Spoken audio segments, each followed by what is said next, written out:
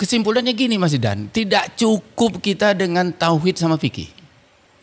Harus ada ihsannya. Kalau nggak ada ihsannya, ada yang hilang gitu. Nah di Lala waktu saya zikir sama Mas Nurdin berdua, memang lagi kosong. Oke. Tapi saya merasakan waktu Mas Nurdin memimpin zikir dan saya ikut, itu suaranya berasa 100 orang.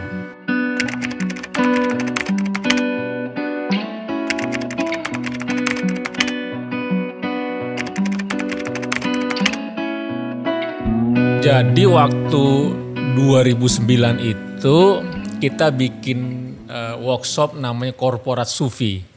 Itu di Hotel Melawai 2009. Maharani kali? Di Maharani. Maharani. Hotel Maharani. 2016 ketemu beliau nih. Ketika sudah jadi Ikhwan Teken. Lalu Mas Idan, saya masih ingat waktu itu saya adalah peserta Korporat Sufi di Hotel Maharani. Ya. Saya sendiri lupa waktu itu. Mohon maaf tuh Pak Heri. Ada asistennya loh, ada asistennya Pak Wapi. Putih-putih imut orangnya. Oh itu sih ini Setiawan. Bukan Mas Idan itu? Oh enggak, banyak. Oh saya putih ya?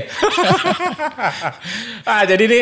Udah lama sekali ya? Udah lama sekali ya. Jadi ini senang nih Pak Heri bisa main ke TK News gitu kan. Tapi saya sungguh surprise. Jadi ternyata apa yang kita lakukan itu bisa jadi akan terlihat beberapa tahun setelahnya. Ya. Bukan berarti kita lakukan sekarang harus ada respon. Ya.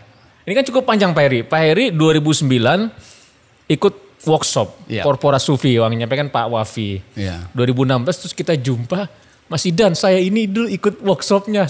Saya pun lupa karena kan ada beberapa orang ya gitu kan. Nah Pak Heri 2009 kenapa memutuskan ingin ikut workshop nih kalau boleh tarik mundur belakang? Oke, jadi saya itu hobi baca buku. Oke. Terus baca-baca buku sampai saya ikut semacam training-training kelas-kelas di Pondok Indah dengan almarhum Cak Nun. Oh Cak Nun. Terus pindah juga ke Bidakara kalau nggak salah. Ya.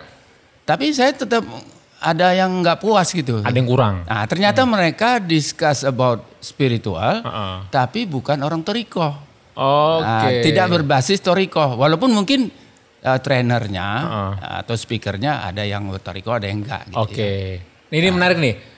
Discuss about spirituality, tetapi mereka belum bertorikoh. Emang Pak Heri bisa menyimpulkan bahwa kalau orang torikoh itu lebih dalam spiritualnya dari mana? Maksudnya gini, statement Pak Heri menarik. Mereka ngomongin spiritualitas, tapi mereka bukan orang torikoh. Emang kenapa kalau bukan orang torikoh ngomongin spiritualitas?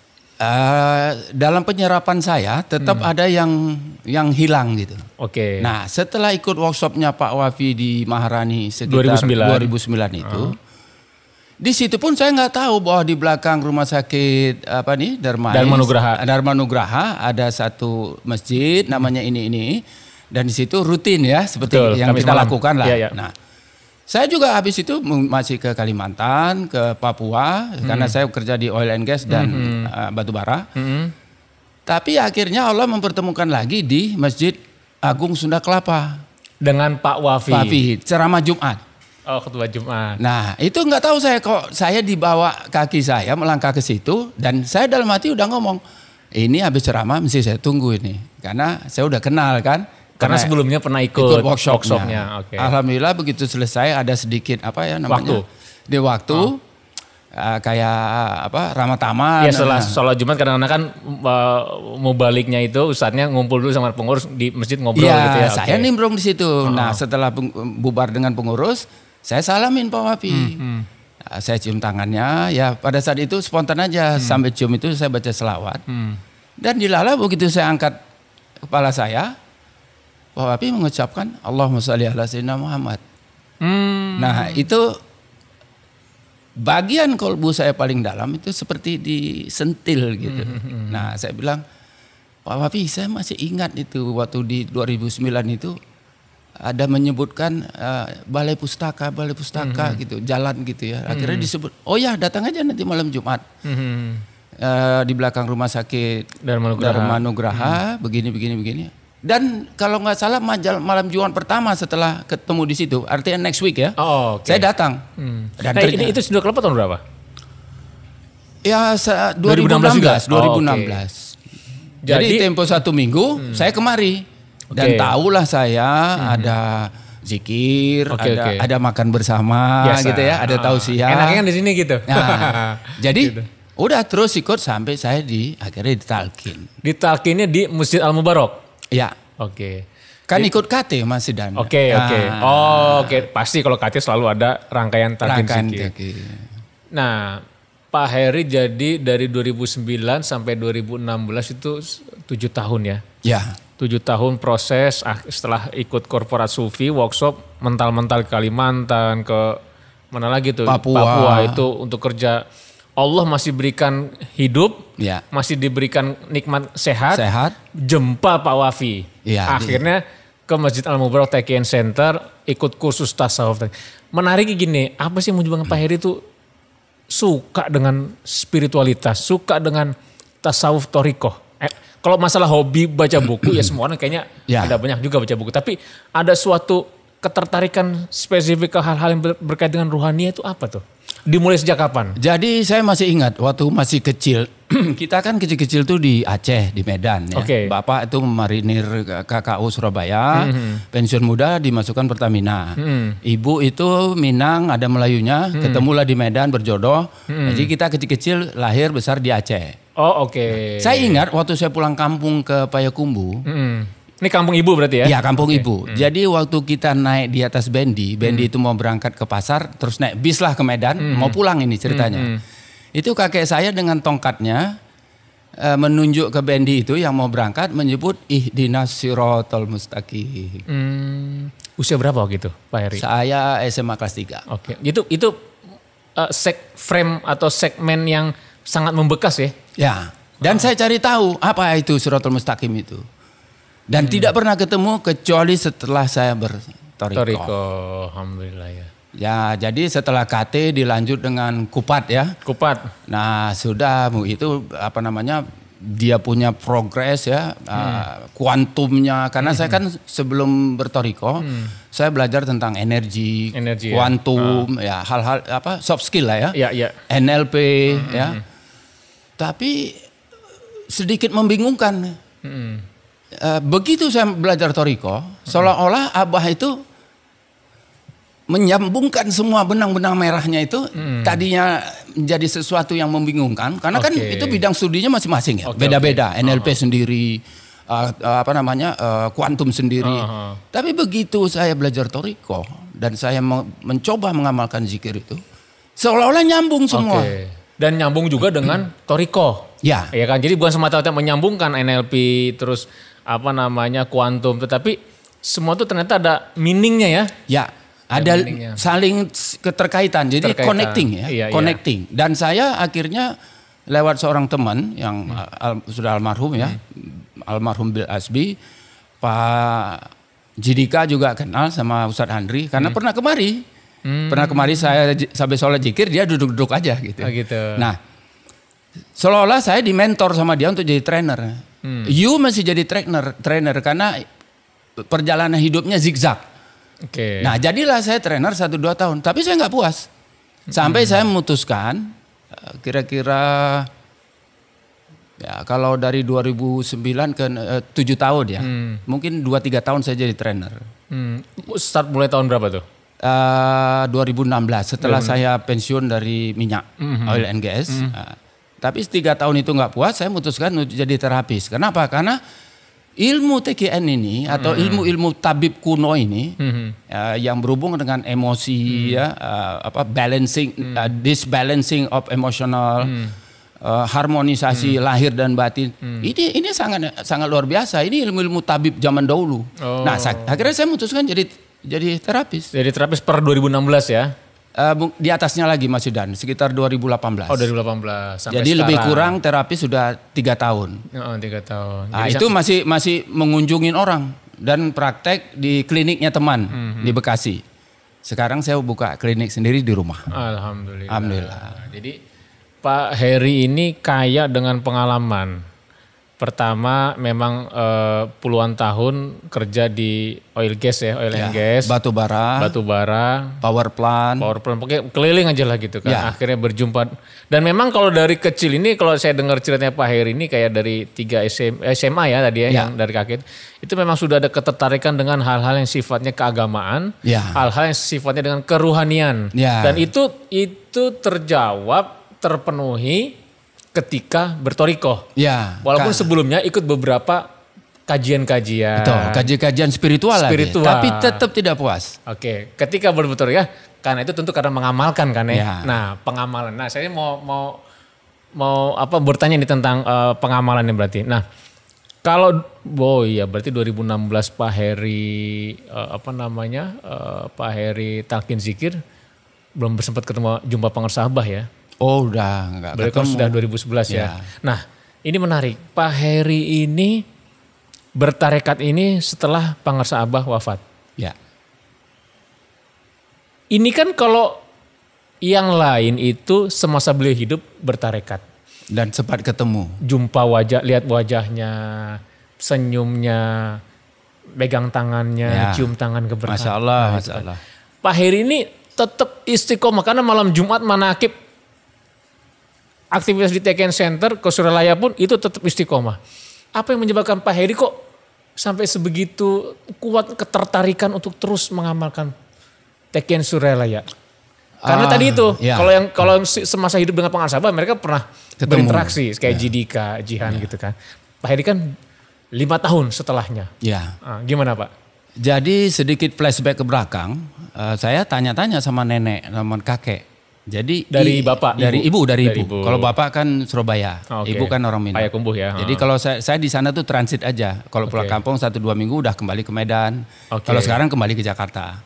Nah, saya cari tahu kakek kita siapa.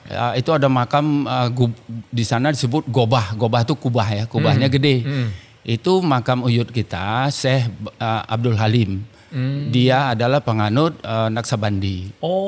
Terus saya bilang di mana tuh Pak? Di Payakumbuh. Ya masih diziarahin orang juga. Terus apa itu Naksabandi? Ya, memang masih belum tahu Dan. Jadi terus saya hunting ke toko buku. Apa itu Naksabandi, Qadariyah? Bagi Sazilia segala macam. Nah, kembali ke pertanyaan Dan tadi, setelah flashback sedikit ke belakang. Jadi kesimpulannya gini Dan, tidak cukup kita dengan tauhid sama fikih. Harus ada ihsannya. Kalau nggak ada ihsannya ada yang hilang gitu. Jadi tauhid itu ilmu rukun iman ya, fikih itu rukun Islam. Tanpa ihsan atau tanpa tasawuf dan spiritual, dia akan ada yang kurang gitu. Nah, alhamdulillah dengan penjelasan Pak Wafi baik di training ataupun setelah ikut ini beberapa kali sebelum saya di talqin ikut KT, itu mulai ini semua nyambung gitu. Jadi kehausan saya, keingintahuan saya tentang hal itu tuh sudah terjawab. Artinya saya udah on the track. Nah, sampailah Dan bilang tadi waktu saya di talqin Abah udah nggak ada kan. Sampai saatnya kita pernah ziarah ke Suryalaya. Nah ini yang menarik, ke Suryalayanya ya. Emang jadi ke Suryalaya tahun berapa tuh Pak Heri? Saya kira sekitar 2017 atau 2018. Kurang lebih setahun setelah talqin zikir ya. Atau KT dan Kupat. Ya KT dan Kupat. Nah bisa cerita dong pengalaman pertama kali ke Suryalaya. Ketika ziarah, ketika masuk ke pondoknya. Ketika biasanya kan dulu karena belum pandemi kita bisa menginap di sana, gitu kan ada banyak asrama, orang banyak merasakan sensasi lah, sholat subuh dengan zikirnya, terlebih saat manakib ribuan bahkan puluhan ribu tuh orang sampai terhampar pinggir-pinggir jalan. Nah waktu itu apa yang Pak Heri rasakan tuh ketika pertama kali ke Suryalaya? Saya masih ingat kita pergi bareng Pak Zainal Mulyadi, Ustadz Andika, Ustadz Handri. Kita start dari MT Haryono sekitar Cawang. Berempat situ. Ya? Berempat. Berempat. Ustadz Andri dengan istri. Dengan istri. Berlima. Berlima. Jadi Kita berangkat sekitar jam 9.10 setelah pagi. Oh pagi. Setelah isi bensin masuk tol udah berangkat sampai Bandung terus arah ke sana. Karena macet dan lain-lain, nyampe lah di sana sekitar malam. Maghrib atau Isya gitu ya, malam. Dan hujan lebat. Sampai Ustadz Andri saya masih ingat tuh. Belum pernah saya ke Suralaya hujannya selebat ini katanya. Saya masih dengar dalam hati saya, begini ya orang-orang tasawuf ini ya, hal-hal kecil semuanya diperhatikan ya. Iya. Itu yang saya tangkap itu. Menarik ya. Nah, dan sepanjang jalan saya ngobrol sama Jidika.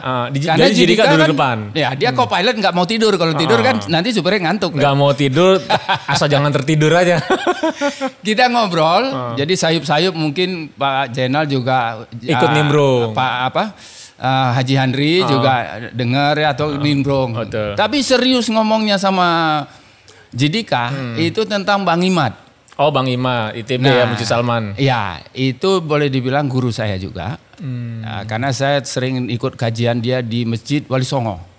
Oh Wali Songo. Di toko buku Wali Songo Kuitang. Ya Kuitang, Gunung Agung dekat situ ya. Dan saya beberapa kali ke rumahnya waktu dia kena serangan stroke. Ya. Udah mulai jarang dan saya dapat izin untuk main bersilaturahmi ke rumahnya. 1-2 kali ngobrol, udah habis itu udah jarang lagi kecuali ketemu di Masjid Wali Songo. Toko buku Wali Songo. Asik ngobrol sampai sana malam hujan, ya udah kita sholat Isya terus istirahat makan. Ada yang ziarah gitu ya, kan menunggu besok. Besoknya kan manakib gitu kan. Hujan nggak berhenti sampai jam 3 pagi. Oke, jadi mulai dari lebat sampai sedang sampai jam 3 pagi. Oke, dari nyampe ke Suralaya itu maghrib Isya itu hujan terus tuh ya? Terus sampai sekitar jam 3. Saya masih lihat itu beberapa teman-teman kan kita dikasih tempat itu ya. Ada wanita sebelah sana, laki-laki sebelah sini. Mereka sholat tahajud, saya baru bangun. Wah ini kalau nggak sholat tahajud juga malu dong gitu kan. Betul. Nah, ikut bangun, sikat gigi, sholat tahajud juga 2 rakaat. Siap-siap ke masjid lah. Itu pas manakib bukan ya? Pas manakib. Oh berarti rame dong. Oh rame sekali. Aduh kangen ya. Waduh itu udah berapa tahun yang lalu ya Mas Idan ya. Dan ini kan masih pandemi ini kita ya ada himbauan dari pusat. Manakib di lokal aja tempatnya. Kadang-kadang kita rindu juga nyampe sana malam, terus kita bisa ikut aktivitas zikir harian, sholat fardu di masjid. Ada kalau malam itu juga ada di Masjid Nurul Ilmi di kampus tuh ada bedah kitab Miftahus Sudur. Terus selesai itu pulang kita ya sambil nunggu itu orang banyak ribuan pada datang, ada ngopi ngobrol, ketemu ikhwan di berbagai. Wah itu nikmat ya. Nikmat banget. Suasana itu merindukan. Betul dan jangan lupa pagi-pagi itu biasanya enak bubur ayam.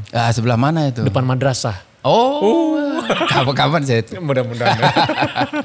Nah, jadi itu sangat bagi Pak Heri berkesan ya. Jadi ketika perjalanan menuju Suralaya itu juga banyak kesan. Ya. Ketika sampai di Suralaya pun sudah berkesan. Waktu ke ziarah itu pasti ramai kan? Ya, ramai. Saat itu. Ramai. Tapi gini ya, karena pertama kali Mas Idan. Saya tidak fokus sama energi. How energy works gitu.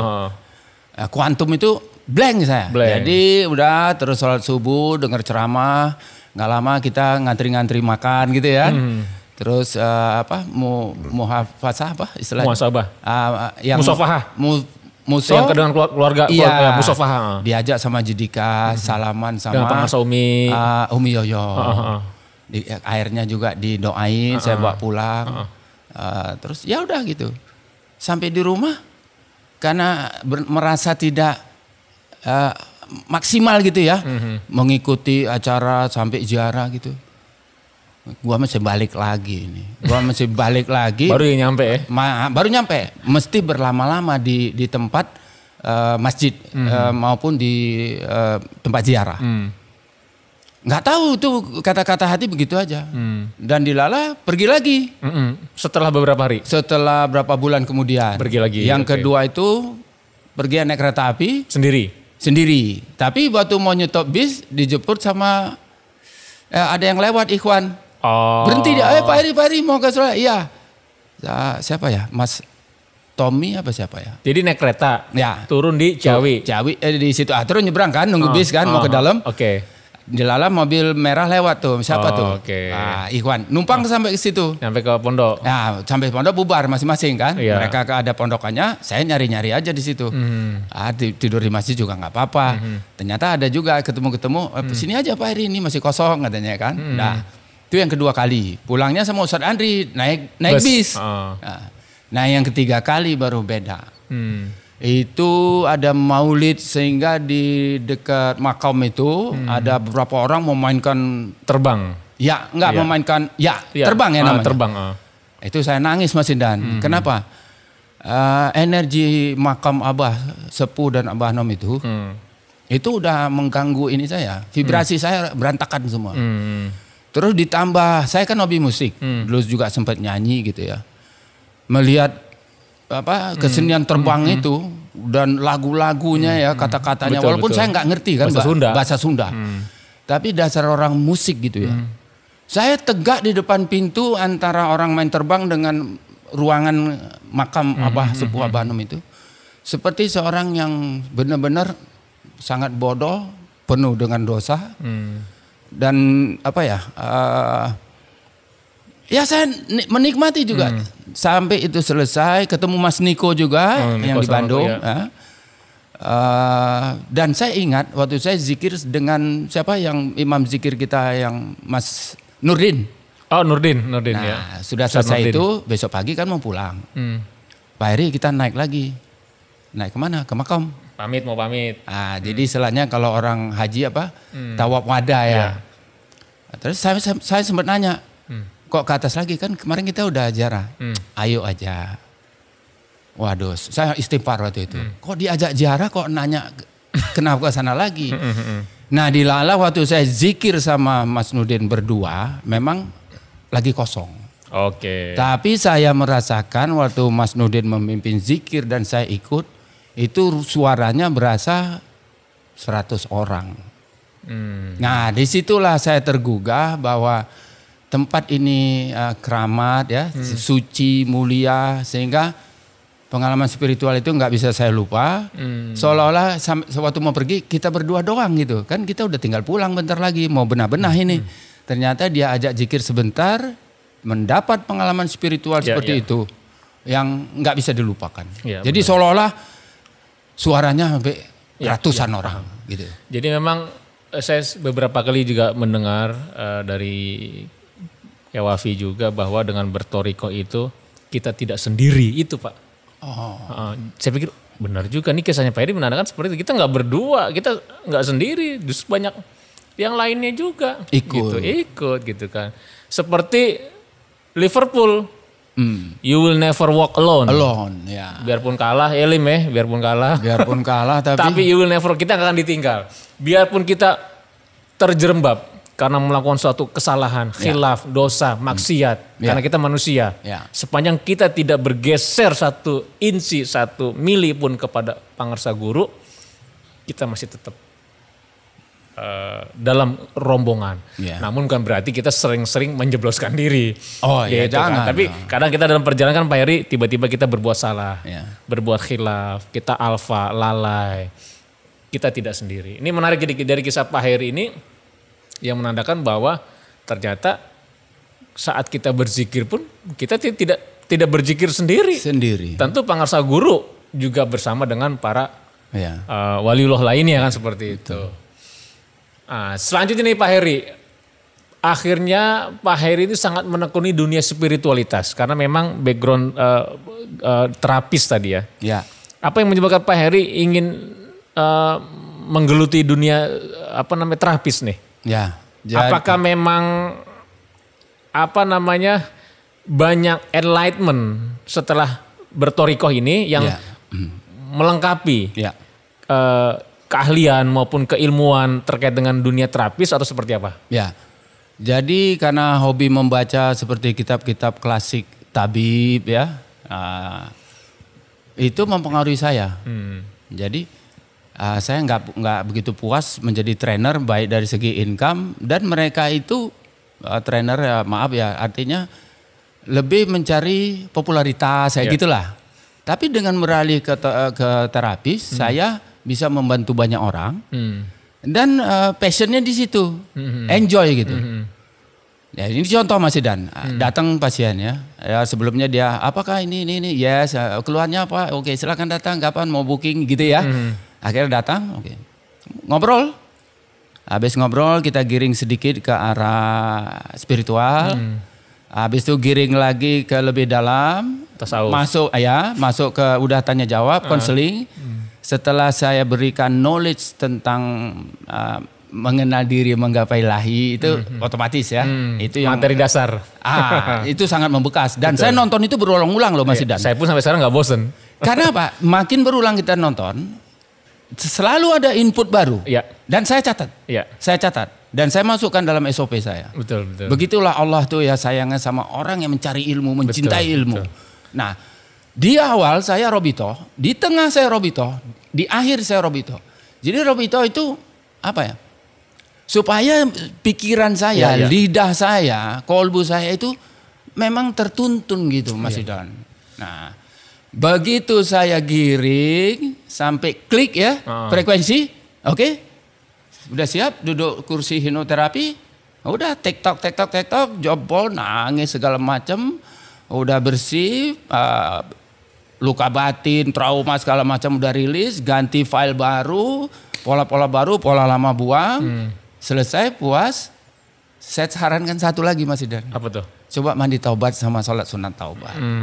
Nah, rata-rata setelah terapi mereka puas karena masih ada komunikasi lewat WhatsApp. Iya. Saya mau pertemuan kedua nih Pak. Oh, ada masalah baru lagi. Ya, ada yang perlu didalami. Atau ini kakak saya atau orang tua saya ini begini Pak. Apa bisa? Oh, biar dibujuk aja Pak ke sini. Bayarnya gimana Pak? Ya kalau saya lihat mungkin orang nggak mampu ya diskon 50%. Ada juga yang nggak mampu sekali. Saya bilang berapa yang ada aja saya bilang. Jadi yang penting dia mau datang. Betul. Dan saya give something buat dia. Dan saya selalu dapat ilmu dari setiap orang yang datang itu. Justru lah Pak Heri yang sedang belajar. Ya. Karena apa? Karena kita redo, ikhlas dan merasakan tuntunan Abah itu. Betul. Jadi nambah terus, ilmu nambah terus. Betul. Ini saya menarik nih dari Pak Heri sampaikan, ternyata belajar itu bukan hanya dari sesuatu yang baru. Formal atau sesuatu yang baru. Bahkan sesuatu yang dulu pernah kita lihat, kita baca, kita dengar, kita pelajari. Ya. Tetapi bisa jadi dari situ belum 100%, belum maksimal kita menguaknya. Penyerapannya ya, lebih tepat penyerapannya. Diulang lagi muncul. Itulah pentingnya Robitoh ya. Ya. Oke. Nah, terakhir nih Pak Heri, Nah, Pak Heri ini berarti kurang lebih sama dengan beberapa ikhwan lainnya yang menggeluti dunia terapis, kayak ada Kang Suci. Ya, Kang Suci lebih ke akupunktur. Gitu kan. Pak Heri lebih kepada hipnoterapisnya. Berbasis spiritual. Kang Suci semua juga pada berbasis spiritual nih. Jadi karena memang itu menjadi media dakwah. Ya. Karena kan silakan kita bertebaran di muka bumi, yang jadi karyawan yang baik, pedagang yang baik. Tapi dalam rangka menjadi karyawan, pedagang, guru, mubalik, terapis. Karena kita ikhwan TKN Suralaya, sedapat mungkin bagaimana juga bisa orang yang bersinggungan, orang yang berdekatan kita ajak juga berzikir. Ya. Kita juga ke surga. Ada nggak kisah-kisah dari apa istilahnya kalau di dunia terapis, bukan pasien atau apa? Pasien. Okay. Pasien itu yang akhirnya belajar tasawuf juga. Ada. Ikut tarikoh juga. Iya ada. Tapi kan di klinik belum banyak. Saya kan ikut tasawuf underground. Bantu Pak siapa? Ustadz siapa namanya? Siapa tasawuf underground? Alim Ambia. Ustadz Alim.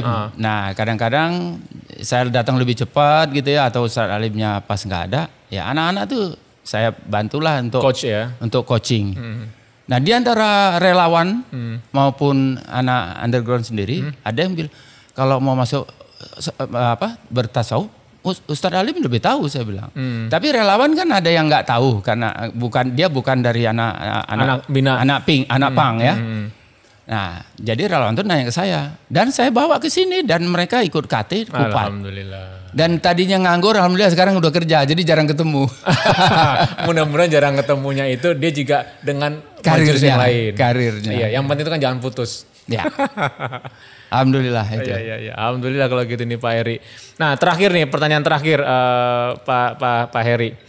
Setelah Pak Heri punya pengalaman hidup, ini aja off dulu nggak apa-apa Pak Heri. Ya. Setelah Pak Heri punya pengalaman hidup yang panjang, besar dari sebuah keluarga, satu dari Payakumbuh dan satu lagi dari Surabaya. Ternyata kakeknya itu juga adalah pengamal Thorikoh, menganut Naksabandi gitu kan. Lalu Pak Heri sibuk dengan dunia kerja di oil gas, batubara, power plant. Akhirnya itu sampai titik menarik ada workshop korporat sufi Pak Heri ikut. Cuman waktu saat itu memang kita tuh bikin workshopnya itu tidak membawa terang-terangan nama tasawuf, dalam arti kita ingin menjamah para profesional itu untuk belajar spiritual. Dan alhamdulillah dari sekian banyak peserta Pak Heri yang akhirnya diperjumpakan dengan Pak Wafi di Masjid Agung Sunda Kelapa. Terus ikut KT. Sampai Kupat. Sampai akhirnya itu aktif majelis khataman, majelis manakib, pergi ke surah, udah kayak candu deh. Ya. Surah segala macam. Dan akhirnya dari situ mendapatkan insight, enlightenment tentang dunia terapis. Nah, ke depan Pak Heri kira-kira ada gambaran apa nih untuk mengembangkan dakwah TKN melalui jalur profesional Pak Heri saat ini? Insya Allah klinik jalan terus ya, karena sudah di rumah sekarang kan. Okay. Kemudian yang kedua saya berpikir untuk mengembangkan dengan senior-senior di TKN, Jidika, Ustadz Andri atau Mas Idan sendiri kan ada podcast, ada bagaimana? Saya punya pemikiran begini. Ada satu webinar Zoom, karena sekarang mau nggak mau pakai Zoom, tapi lebih bagus sebenarnya tanpa Zoom lebih keren kalau habis pandemi nanti. Untuk teenager dan milenial, mengenalkan mereka kepada Islam. Nah itu tantangan karena mereka kan anak-anak muda ini berpikir ada tentang kehidupan ini apa yang ada di mapnya. Jadi dia merespon sesuatu bukan karena ilmu Quran, hadis, Islam, tapi dia merespon sesuatu karena map. Nah, map ini kan dipengaruhi didikan orang tua, lingkungan dan sebagainya. Media.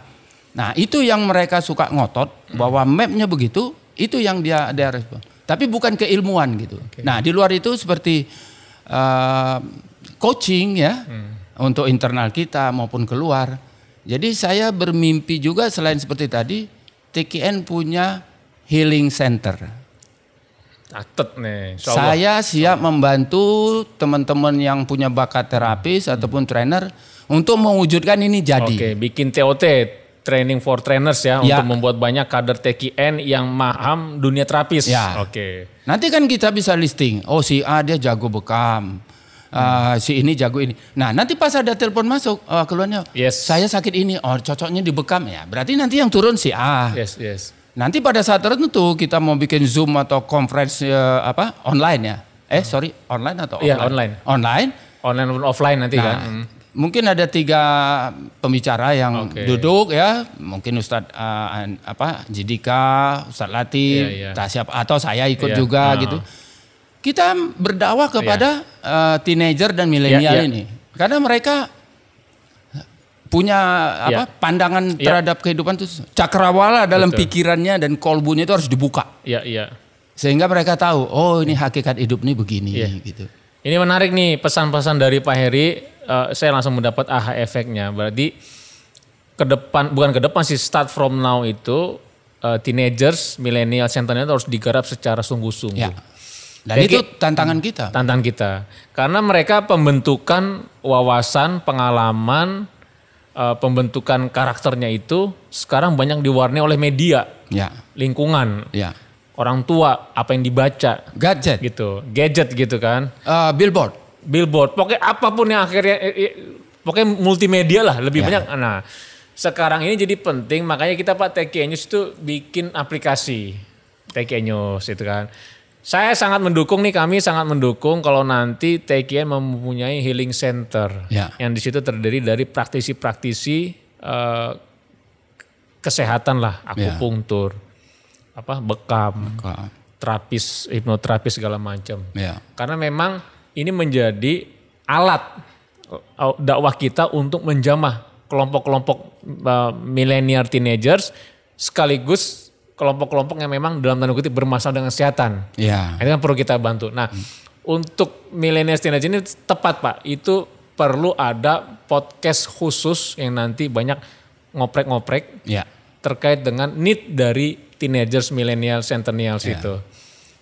Nah, podcast khusus ini tematik, apalagi Pak Heri sudah punya berapa puluh judul tadi.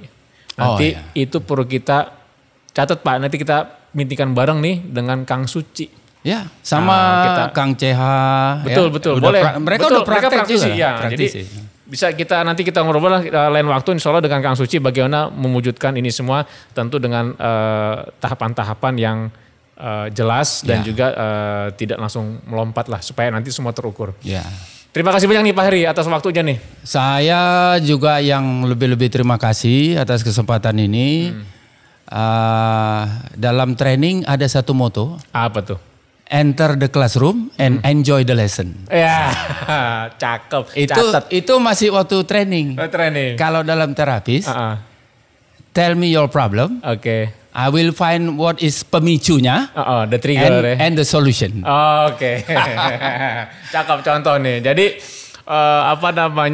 kalau dulu waktu training enter the classroom and enjoy the lesson. Yeah. Ketika masuk dunia terapis, tell me your problems and I will find the triggers and make the solution. Oke, hadapi masalah tanpa masalah. Hidup pegadaian kata gitu. Oke, makasih lagi ya. Sampai jumpa insya Allah kita bikin lagi yang kayak gini. Thank you banget. Iya, sama-sama. Aduh, masalah kesempatannya. Terima kasih. Amin.